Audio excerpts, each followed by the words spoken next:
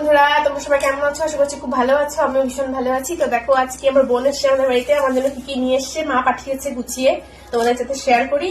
প্রথমেই কচু, বাড়ির গাছের কচু মা পুরো রেডি করে পাঠিয়েছে, ছুলে যাতে হাত টাত না চুলকায়। মায়ের ভালোবাসা।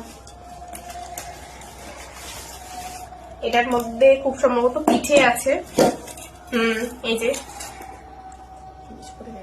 পিঠে পাঠিয়েছে ভেজে, মালপোয়া যেটাকে বলে।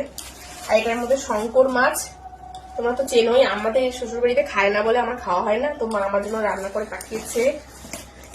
আর বাড়ির গরুর দুধ, আর বাড়ির গাছের কাঁঠালি কলা মেয়ের জন্য। আর এই দেখো বড় সাইজের একটা কুমড়ো। আর ঠাকুমা কুমড়ো গাছ লাগিয়েছে, অনেক কুমড়ো হয়েছে, ওখান থেকে এই যে কুমড়ো পাঠিয়েছে। অনেকদিন চলে যাবে আমার কুমড়োটা দিয়ে। তো কেমন লাগলো অবশ্যই জানিও।